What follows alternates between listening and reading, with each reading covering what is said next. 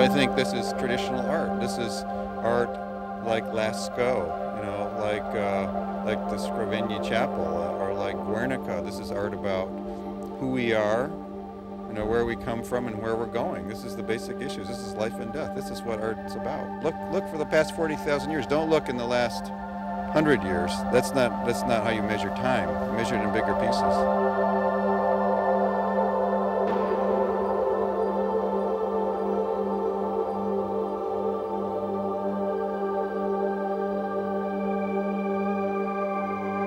Art has to do with every single piece of life, and certainly has to do with survival. So, Dr. McCready, would you please talk about your thoughts on the current environmental crisis that we're undergoing? The world really has an environmental crisis now that's getting worse. We sort of don't notice it because we have enough technology in our advanced country to make everything seem pretty good, and yet every day on Earth there are another 250,000 people alive, and every day one species, a newly arrived one, humans, causes the extinction of about 250 other species of flora and fauna. And we're adding so much new technology and just pressures on a non-expanding Earth that when you try and think of anything 20 or 30 years from now, you realize it just doesn't compute.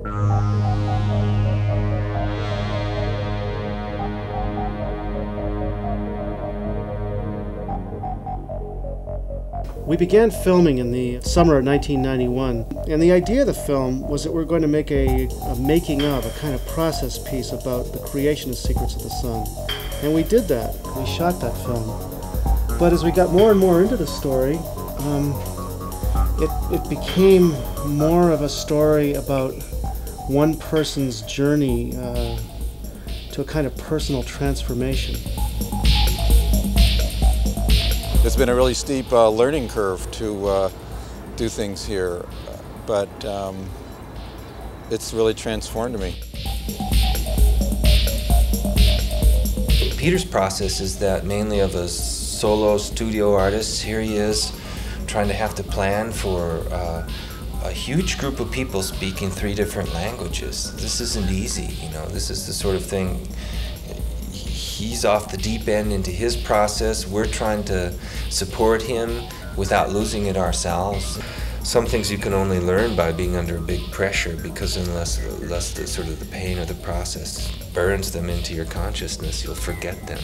And I think by doing this piece, we all found that we were able to increase the pressure on ourselves, you know. But one thing that gives me optimism is that virtually every 3rd grader in the United States knows what biodiversity is, or recycling, or has interests in saving the whales, or things that prior generations didn't have. Get those kids to be open-minded and delighted to ask questions, grapple with tough issues, then we have a chance, and we do have a chance. But the institutions of the past are not going to get us to a desired destination. The natural extinction rate for plants and animals is 1 species per 1,000 years. In the present environmental crisis, the extinction rate is approaching 1 every 15 minutes. In 1989, Peter Erskine changed the direction of his art. He felt he had to find a way to express his deep concern for the future of the planet. He began experimenting with sunlight, tracking mirrors, and prisms. He found a way to extract incredibly intense colors from the solar spectrum.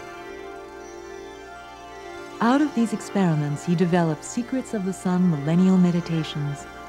This interactive environmental artwork eventually took over his whole studio.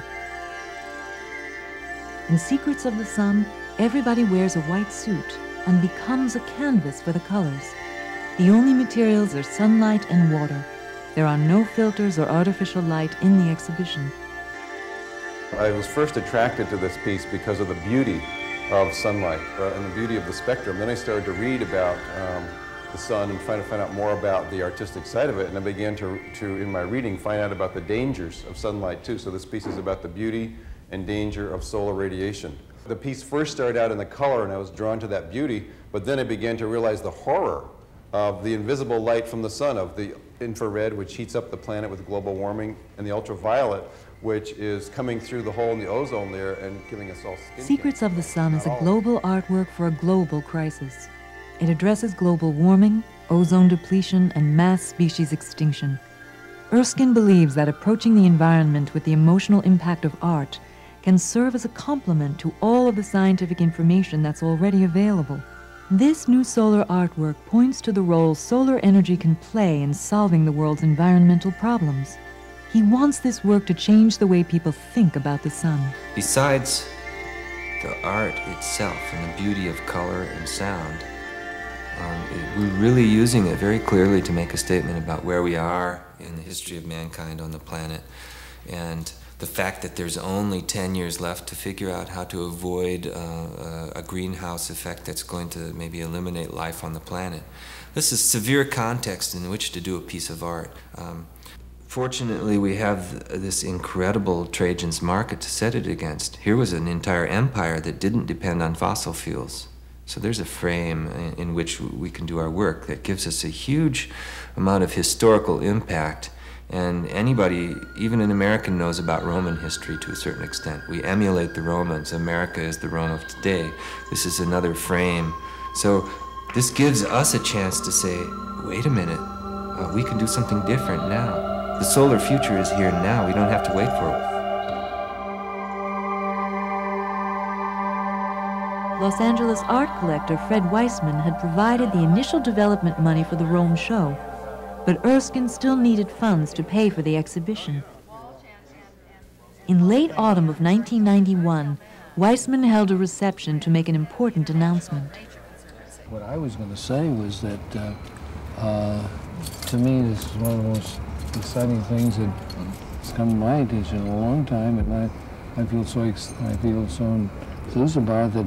I'm going to say that this is done financially, and I'm going to underwrite it financially, but I need support. Initially, he was going to help support any way he could, and he said he would set up a matching fund. And then he decided that the exhibition was so important to the world and to him, and that the importance of the ecological component was so important that he decided to fund the whole exhibition. So the Weissman Foundation has commissioned me to do Secrets of the Sun #1, which will be shown in Rome. And then Fred announced it at this wonderful party, and everybody cheered.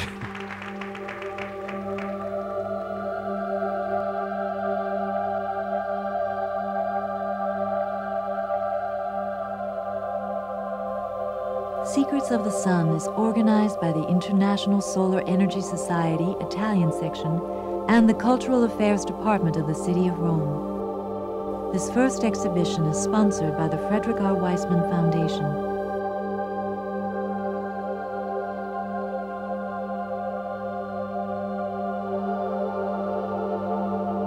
The guards loved it. The guards at Trajan's Markets, they were so disappointed when it came down. It was up for 7 months instead of 7 weeks, and they said, "Oh, it should be made permanent." They really loved it.